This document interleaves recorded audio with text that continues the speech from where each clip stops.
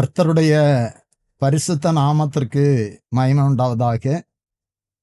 மீண்டுமாய் இந்த இரவு வேளையில் சத்தியத்தின் நேரம் நிகழ்ச்சியின் மூலம் உங்களை சந்திப்பதில், உங்களோடு கர்த்தருடைய வார்த்தையை பகிர்ந்து கொள்வதில் நான் மிகவும் சந்தோஷப்படுகிறேன்.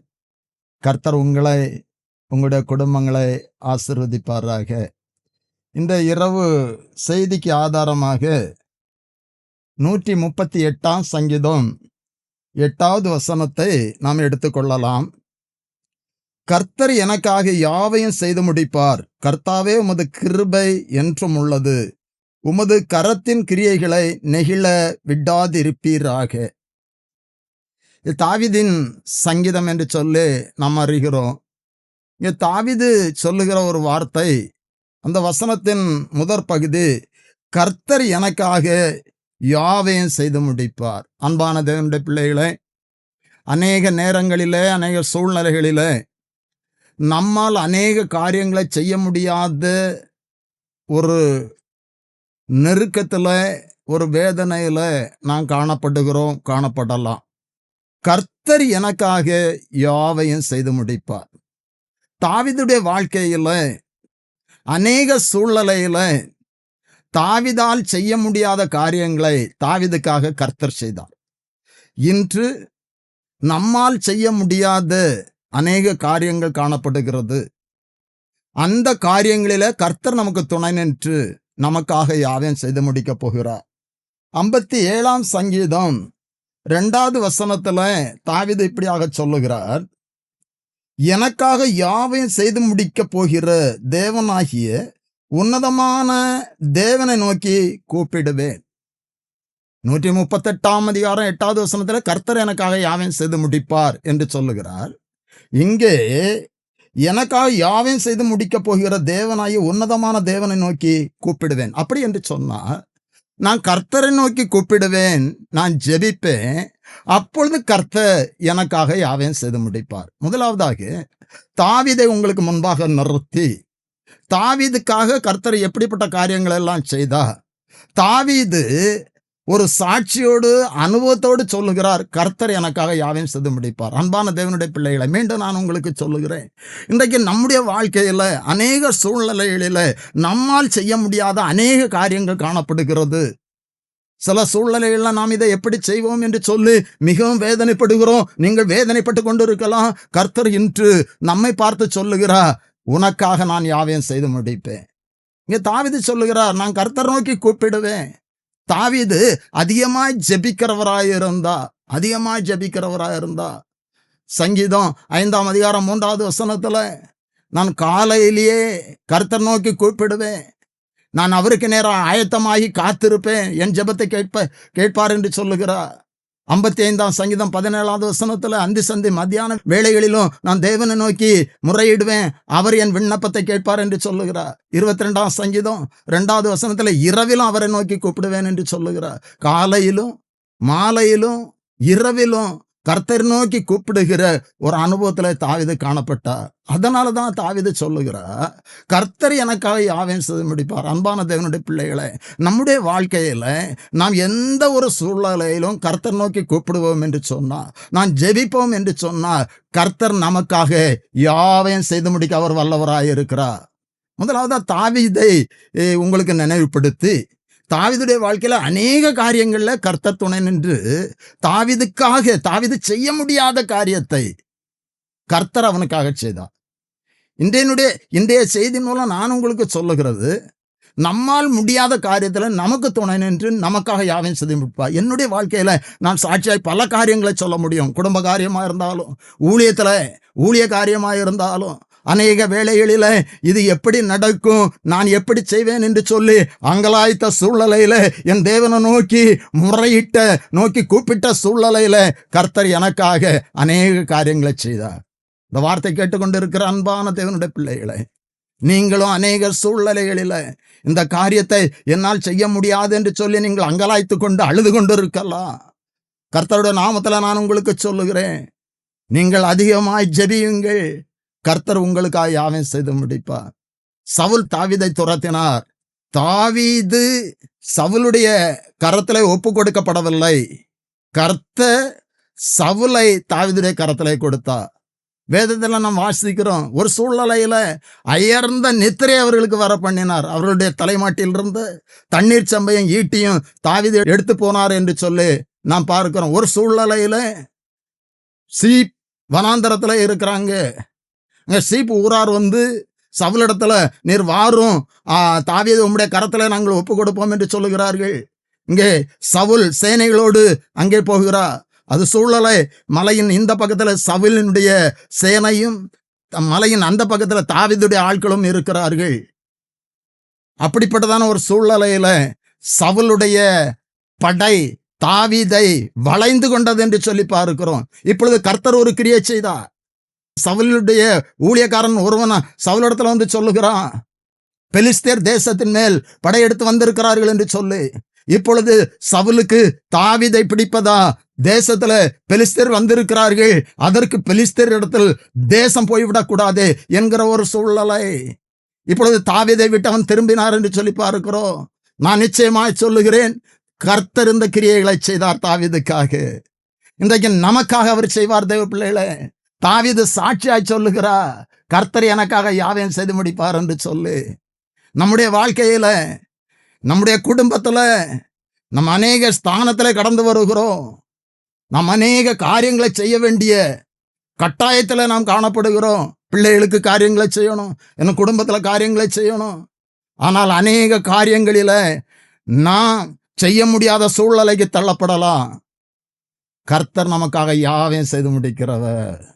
கர்த்தர் நமக்காக யாவையும் செய்து முடிக்கிறவர். தாவீதுடைய வாழ்க்கையில இன்னும் மிகவும் முக்கியமான ஒரு காரியத்தை நான் உங்களுக்கு நினைப்பூட்ட விரும்புகிறேன்.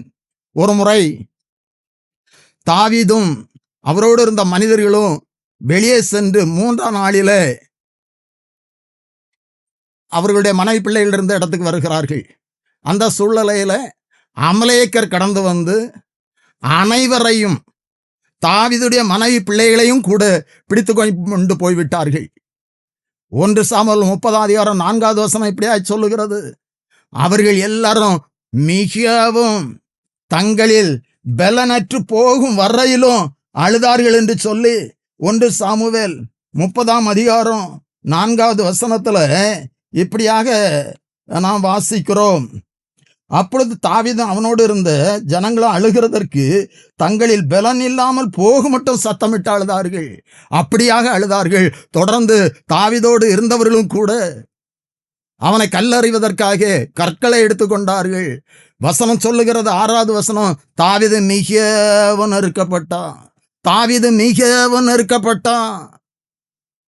நம்முடைய வாழ்க்கையிலும் இப்படிப்பட்டதான சூழ்நிலைகள் கடந்து வரலாம். தேவ பிள்ளைகளே, இந்த வார்த்தையை கேட்டுக்கொண்டிருக்கிற நீங்களும் கூட சில காரியங்களிலே மிகவும் நெருக்கப்படலாம். உங்களுக்கு எதிராய் சூழ்நிலைகள் உருவாகலாம்.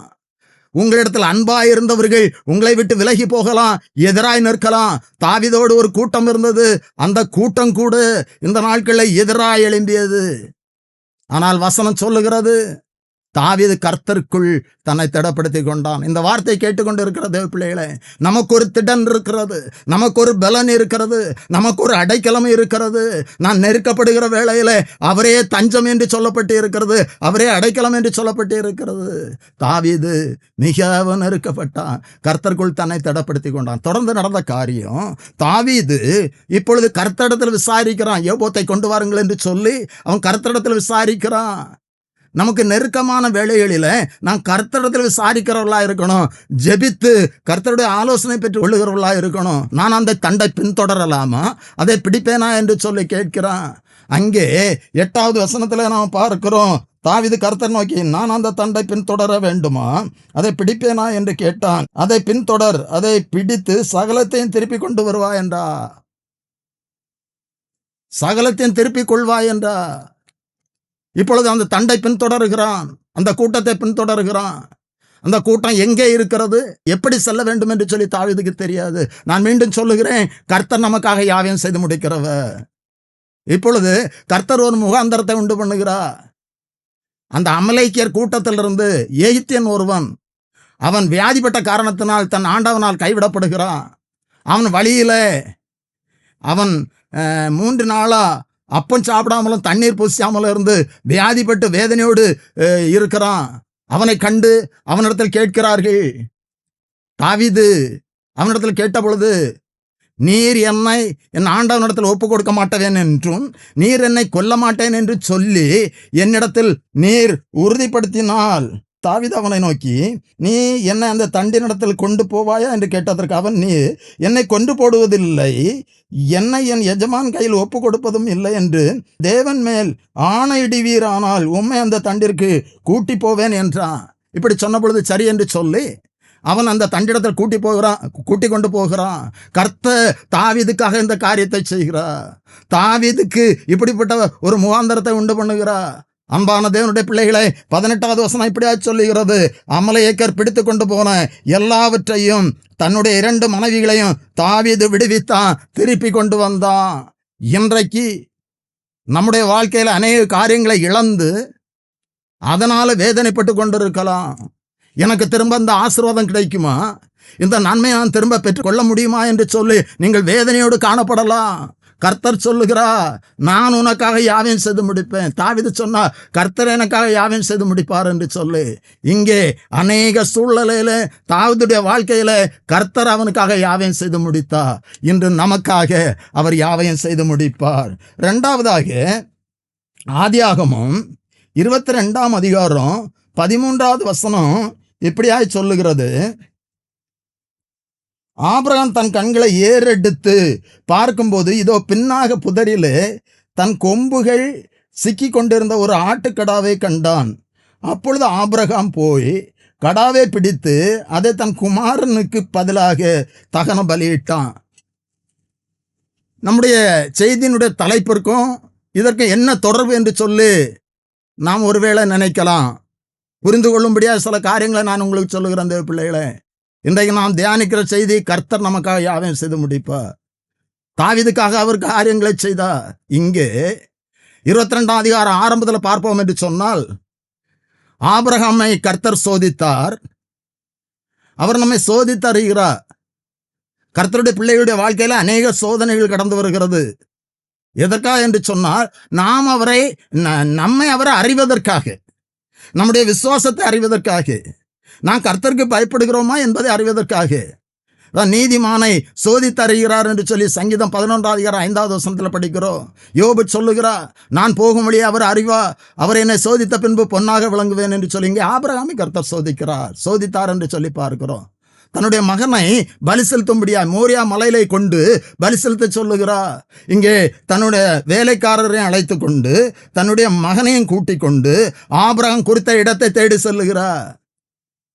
ஆபிரகாம் இருந்த இடத்திற்கும் கர்த்தர் காட்டிய இடத்திற்கும் 60 மைல் தூரம் என்று சொல்லி அறியப்படுகிறது. இங்கே 3 நாள் பிரயாணமாக கடந்து செல்லுகிறார்கள். போகிற வழியில ஈசாக்கு கேட்கிறான், தகன பலிக்கு ஆட்டுக்குட்டி எங்கே என்று. இப்பொழுது ஆபிரகாம் கூட விசுவாசத்தில் சொல்லுகிறார், கர்த்தர் தகன பலிக்கு ஆட்டுக்குட்டியை பார்த்து கொள்வார் என்று சொல்லி. தொடர்ந்து அங்க நடக்கிற காரியம் நமக்கு தெரியும்.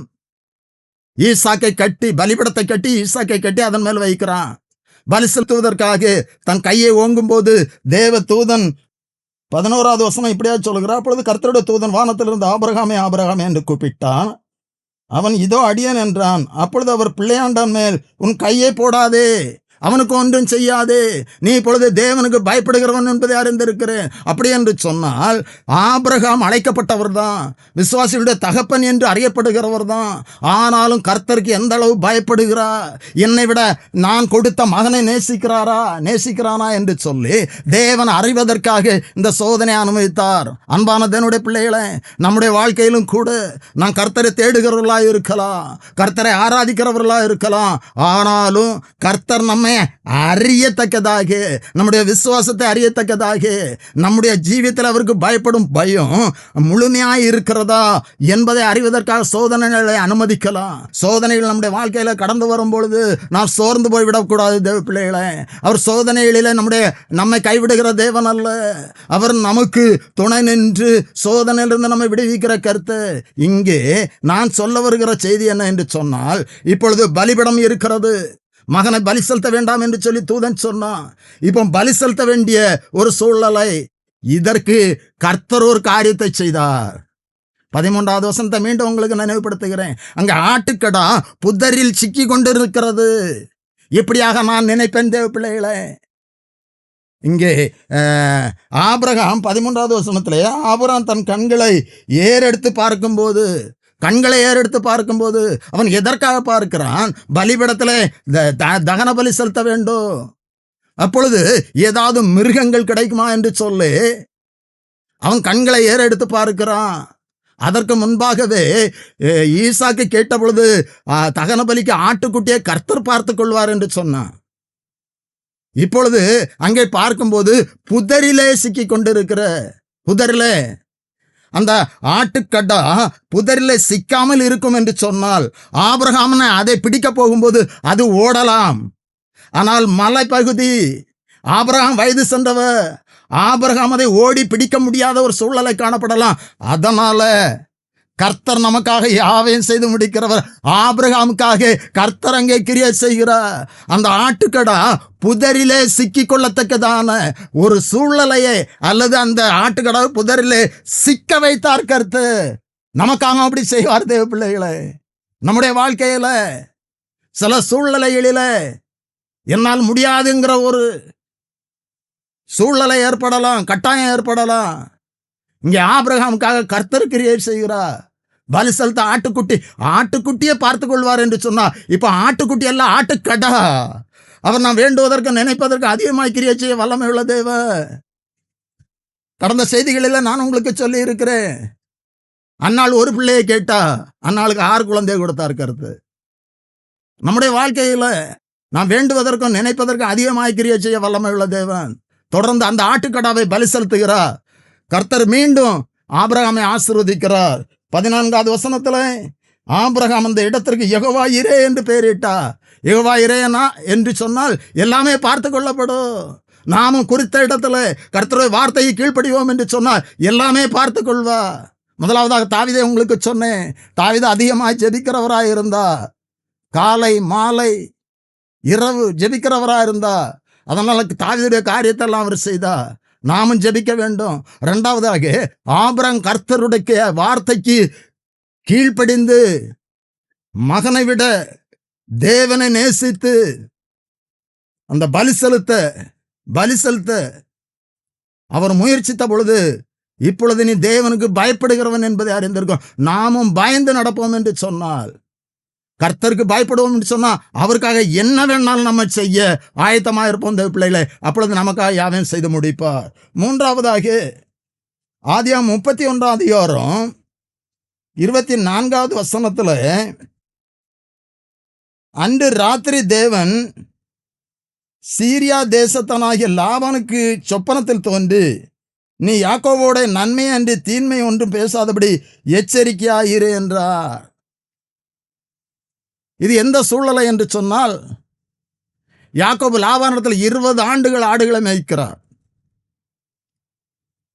தொடர்ந்து நம்ம அங்கே பார்க்கும்போது 31 அதிகாரம் 1 வசனத்தில் லாபானுடைய குமாரர்கள் சொல்லுகிறார்கள், எங்களுடைய தகப்பனை ஏமாற்றி இவ்வளவு செல்வத்தை சம்பாதித்தான் என்று சொல்லி, எங்கள் தகப்பனுடைய பொருளினாலே இந்த செல்வத்தை எல்லாம் அடைந்தான் என்று சொன்ன வார்த்தைகளை யாக்கோபு கேட்டான். லாபானுடைய குமாரர்கள் சொன்னார்கள். இங்கே பகலில வெயில், இரவில குளிர், அப்படிப்பட்டதான பாடுகள் மத்தியில யாக்கோபு பெரிதான பொருளை சம்பாதித்தார். லாபான் 10 முறை சம்பளத்தை மாற்றினாலும் கூட யாக்கோவோடு கர்த்தர் இருந்தார். நம்மை நம்புகிறவர்கள், நமக்கு நன்மை செய்வேன் என்று சொல்லுகிறவர்கள் நம்மை ஏமாற்றலாம். கர்த்தர் ஒரு நாளும் நம்மை ஏமாற்ற மாட்டார், உங்களை ஏமாற்ற மாட்டார். இப்படிப்பட்டதான சூழலில் லாபானுடைய முகத்தை பார்க்கும் போதும் லாபானுடைய முகமும் வேறுபட்டு இருந்தது. இப்பொழுது கர்த்தர் சொன்னார் 3வது வசனத்துல, கர்த்தர் யாக்கோபை நோக்கி, உன் பிதாக்களுடைய தேசத்திற்கும் உன் இனத்தார் இடத்திற்கும் நீ திரும்பி போ, நான் உன்னோட இருப்பேன் என்று சொன்னார். இவ்வளவு மனைவியிடத்துல சொல்லுகிறாங்க, யாக்கோபு மனைவியிடத்துல சொல்லுகிறான், அவர்களும் அதை ஒத்துக்கொள்ளுகிறார்கள். இப்போ லாபான் ஆடுகளை மயிர் கத்தரிக்க சென்றிருந்தான். அப்பொழுது வசனம் சொல்லுகிறது, யாக்கோபு திருட்டளவாய் புறப்பட்டான் என்று சொல்லி மனைவி பிள்ளைகளோடு ஆடுகள் மந்தைகளோடு அவன் பொருட்களோடு புறப்பட்டு வருகிறான். 3ஆம் நாளிலே லாபானை அறிகிறான். அப்பொழுது அவனோடு உள்ள ஆட்களும் சேர்ந்து யாக்கோபை பிடிக்க, யாக்கோபை தண்டிக்க வேண்டும் என்று சொன்ன ஒரு எண்ணத்தோடு கூட லாபான் புறப்பட்டு வருகிறான். 7 நாள் சென்ற பின்பு ஒரு குறித்த இடத்துல 23வது வசனம் இப்படியா சொல்லுகிறார், அப்பொழுது அவன் தன் சகோதரரை கூட்டிக் கொண்டு 7 நாள் பிரயாணம் பரியந்தம் அவனை தொடர்ந்து போய் கீலேயாத் மலையிலே அவனை கண்டுபிடித்தான். இப்பொழுது லாபானுடைய எண்ணமெல்லாம் யாக்கோபை தண்டிக்க வேண்டும், அவன் திருட்டளவாய் போய்விட்டான் அப்படி என்று சொல்லி அவன் யாக்கோபின் மேல் கோபத்தோடு வருகிறான். இப்பொழுது கர்த்தர் யாக்கோபுக்காக அங்கே கிரியை செய்கிறார்.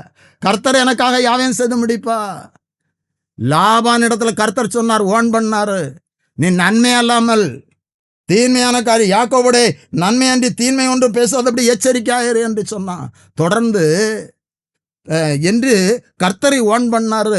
லாபானே தொடர்ந்து 29வது வசனத்தில் சொல்லுகிறான், உங்களுக்கு பொல்லாப்பு செய்ய எனக்கு வல்லமை உண்டு, ஆகிலும் உங்கள் தகப்பனுடைய தேவன் நீ யாக்கோபுடைய நன்மை அன்றி தீன்மை ஒன்றும் பேசாதபடி எச்சரிக்கையாக இரு என்று நேற்று ராத்திரியிலே என்னோடு சொன்னா. கர்த்தர் யாக்கோபுக்காக அங்கே லாபானோடு பேசினார். தேவ பிள்ளைகளை, இன்றைய உங்களுக்காக யாரோடு கர்த்தர் பேசணுமோ அவர்களோடு கர்த்தர் பேசுவார், நிச்சயமாய் பேசுவார். தாவீது சொன்ன வார்த்தையை மீண்டும் நினைவுபடுத்துகிறேன், கர்த்தர் எனக்காக யாவையும் செய்து முடிப்பார். தொடர்ந்து நம்ம பார்க்கும்போது 32, 33ஆம் அதிகாரத்திலும் கூட ஏசா கொன்று போடுவேன் என்று சொன்ன எண்ணம், அந்த வார்த்தை யாக்கோபுடைய உள்ளத்தில் இருந்தது. முழுவதும் ஜெபிக்கிறாரு. இப்பொழுது 33ஆம் அதிகாரத்தில் நாம் பார்க்கும் பொழுது அவர்கள் ஆள்களை அனுப்புகிறார் ஏசாவிடத்தில். போனவர்கள் திரும்பி வந்து சொன்னார்கள், ஏசாவும் 400 பேரோடு கூட உம்மிடத்தில் வருகிறார், எதிர்கொண்டு வருகிறார் என்று சொல்லி. இப்பொழுது 400 பேரோடு வருகிறது எதற்கு என்று சொல்லி தெரியாதபடி வேதனைப்படுகிறார் யாக்கோபு. ஐயோ என்று சொல்லி கர்த்தரிடத்தில் அவர் ஜெபிக்கிறார்.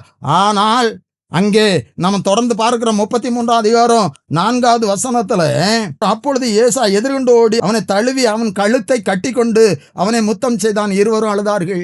இப்பொழுது யாக்கோபு பயந்து கொண்டு தான் போகிறாரு. ஆனா ஏசாவுடைய உள்ளத்திலும் கர்த்தர் ஒரு மாற்றத்தை கொடுத்தாரு. 2 பேரும் கட்டிப்பிடித்து அவர்கள் தங்களுடைய அன்பை பரிமாறிக்கொள்ளுகிறார்கள், பகிர்ந்து கொள்ளுகிறார்கள். அன்பான தேவனுடைய பிள்ளைகளை, காலங்களையும் சமயங்களையும் மாற்றுகிற கர்த்தர் அவர். நமக்கு எதிராக காண சூழல்களை மாற்றுகிற கர்த்தர். இங்கே யாக்கோபுக்காக கர்த்தர் இங்கே கிரியை செய்தார். கர்த்தர் எனக்காக யாவையும் செய்து முடிப்பா.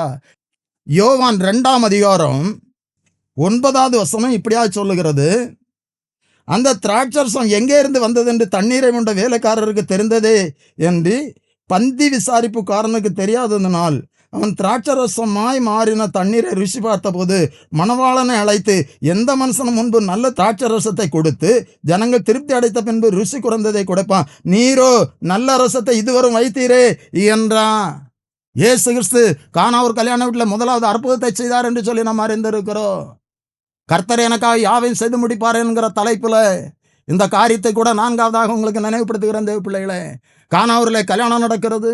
இயேசு கிறிஸ்துவின் தாய் அங்கே அழைக்கப்பட்டு இருக்கிறார்கள். இயேசு கிறிஸ்துவின் தாயான அந்த கல்யாண வீட்டில் இருந்த காரணத்தினால் ஒருவேளை அதிகமானவர் அங்கே கடந்து வந்திருக்கலாம் என்று சொல்லி வேத பண்டிதர்கள் சொல்லுகிறார்கள். இன்னொரு காரியம் கூட, அந்த கலாச்சாரத்தின்படி கல்யாண விருந்து 7 நாள் நடக்குமா. அப்படியாக இங்கே இயேசு கிறிஸ்துவின் தாயாரும் வந்திருந்த அந்த நாளில அங்கே கல்யாண விருந்தில் திராட்சரசம் குறைப்பட்டது. மரியாள் சொல்றாங்க, திராட்சரசம் இல்லை என்று சொல்லி. திராட்சரசம் குறைப்பட்ட பொழுது இயேசுவின் தாய் அவரை நோக்கி, அவர்களுக்கு திராட்சரசம் இல்லை என்றார். அதற்கு இயேசு, ஸ்திரியே எனக்கும் உனக்கும் என்ன, என் வேலை இன்னும் வரவில்லை என்று சொன்னார். அவருடைய தாயார் வேலைக்காரரை நோக்கி, அவர் உங்களுக்கு என்ன சொல்லுவார், வேலைக்காரரை நோக்கி அவர் உங்களுக்கு என்ன சொல்லுவாரோ அதைப்படி செய்யுங்கள். அங்கே கற்சாடிகளில் நீ தண்ணீரை நிரப்ப சொன்னா, வேலைக்காரர்கள் அப்படி சொன்ன செய்தார்கள். இப்பொழுது கற்சாடிகளில் தண்ணீர் நிரப்பப்படுகிறது.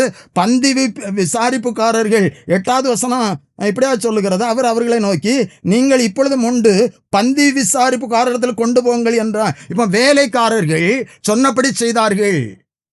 நாம் சொன்னபடி செய்யும் போது, கர்த்தருடைய வார்த்தையை கீழ்ப்படியும் போது அவர் நமக்காக யாவையும் செய்து முடிப்பா.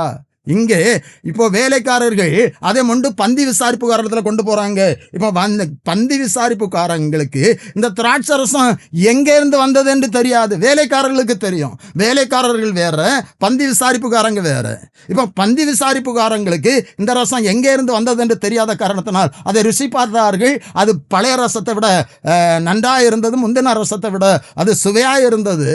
இந்த சூழ்நிலையில மணவாளனை அழைத்து சொல்லுகிறாங்க, அன்பான தேவனுடைய பிள்ளைகளே, முந்தின ரசம் மனதினால் செய்யப்பட்டது, பிந்தின ரசம் இயேசுவால் உண்டு பண்ணப்பட்டது. நம்முடைய வாழ்க்கையிலும் நம்முடைய முயற்சிகளில் அநேக தோல்விகள் உண்டாகலாம். நான் என்ன செய்வோம் என்று சொல்லி அநேக சூழலில் அழுது கொண்டிருக்கலாம். இன்று நான் மீண்டும் மீண்டும் உங்களுக்கு சொல்லுகிறேன், கர்த்தருடைய வார்த்தை சொல்லுகிறேன், கர்த்தர் நமக்காக யாவையும் செய்து முடிப்பார். தாவீது சொன்னார், கர்த்தர் எனக்காக யாவையும் செய்து முடிப்பார் என்று சொல்லி. அன்பான தேவனுடைய பிள்ளைகளே, நமக்காக அவர் எல்லாவற்றையும் செய்து முடிக்கிற கர்த்தர். இங்கே மணவாளனுக்கு பதில் அவர் திராட்சை ரசத்தை உண்டு பண்ணினார். இப்போ எதனால மணவாளனுக்கு ஒரு நல்ல பேர், நீர் நல்ல ரசத்தை வைத்தீரே என்று சொல்லி. முதலாவது உண்டு பண்ணினது மனிதனால் உண்டு பண்ணின ரசம், இரண்டாவது உண்டு பண்ணினது இயேசு கிறிஸ்துவால் உண்டு பண்ணின ரசம். நம்முடைய வாழ்க்கையில் முந்தி நாம் அநேக முயற்சிகளை செய்து நாம் அதனால தோற்று போயிருக்கலாம். இனி கர்த்தர் நமக்காக யாவையும் செய்து முடிக்கும் போது கடந்த நாட்களை பார்க்கிறோம். நம்முடைய வாழ்க்கையில குடும்பத்துல வருகிற நாட்கள் ஆசீர்வாதமாக இருக்கும். தாவீதுடைய வாழ்க்கையில அநேக சூழ்நிலையில அவரால் ஒன்றும் செய்ய முடியாத சூழ்நிலை. சவுல் தேடி வந்தா, சவுலுடைய கரத்துல தாவீதை ஒப்பு கொடுக்காதபடி அதற்கேற்ற சூழ்நிலைகளை முகாந்தரங்களை உண்டு பண்ணி கர்த்தர் தாவீதை காத்தா. தாவீதுக்காக கர்த்தர் யாவையும் செய்து முடித்தார். மிகவும் நெருக்கப்பட்ட பொழுதும் தாவீதை திடப்படுத்தி பலப்படுத்தி இழந்து போனதை எல்லாம் திரும்ப பெற்றுக்கொள்ளும்படியாய் செய்தார். இரண்டாவதாக நான் உங்களுக்கு சொன்னேன், ஆபிரகாம் பலி செலுத்த கண்களை ஏறெடுத்து பார்த்தபோது அங்கே புதர்ல ஆட்டுக்கடா சிக்கி கொண்டிருந்தது.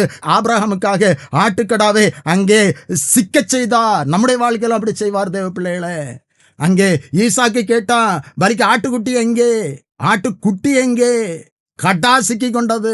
நாம் நினைப்பதற்கு அதிகமாக நம்முடைய வாழ்க்கையில் கிரியை செய்வார். ஆபிரகாமுக்காக அங்கே கர்த்தர் கிரியை செய்தார். மூன்றாவதாக நான் உங்களுக்கு சொன்னேன், யாக்கோபுக்காக லாபானோடு பேசினார்.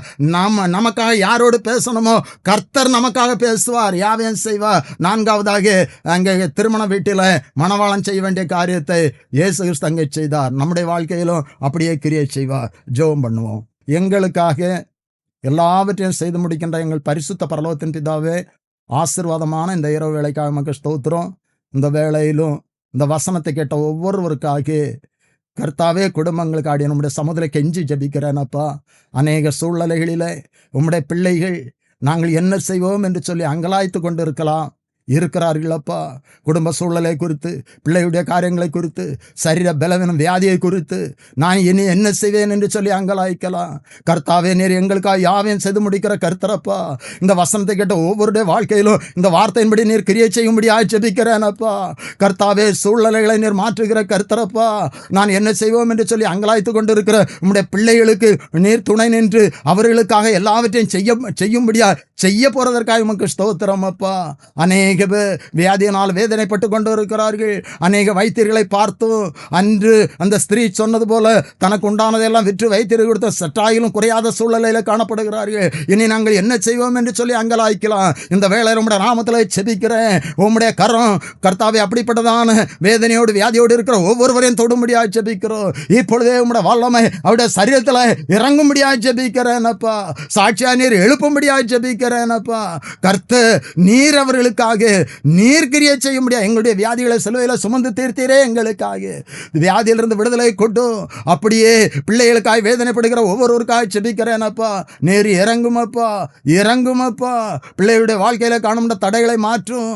கர்த்தாவே, எங்களால் முடியாது, உம்மாலே கூடும். எங்களுடைய கடமையில தான் நாங்கள் பிள்ளைகளுக்கு செய்ய முடியும். நீர் பிள்ளைகளை ஆசீர்வதிக்கிற கர்த்தரப்பா. அப்படியே கிரியை செய்யுமப்பா. முந்தின ரசத்தை பார்க்கிறோம், பிந்தின ரசம் சுவையுள்ளதா இருந்தது என்று சொல்லி பார்க்கிறோம். நீர் எங்களுடைய வாழ்க்கையில கிரியை செய்யும் போது அது சுவையாயிருக்கும். ஒவ்வொருடைய வாழ்க்கையிலும் குடும்பத்தில் நீர் கிரியை செய்து கர்த்தாவே, நீர் ஒவ்வொருவரையும் ஆசீர்வதியும். அப்படி நீர் செய்ய போறதற்காக நன்றி. மீட்பர் இயேசு கிறிஸ்துவின் ஜெபிக்கிறோம் நல்ல பிதாவே, ஆமென்.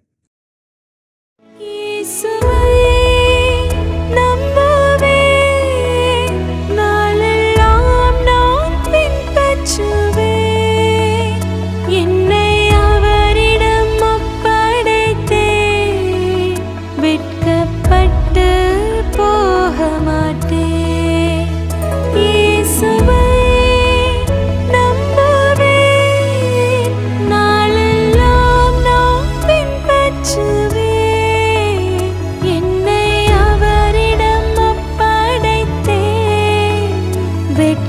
பட்டு போக மாட்டேன்.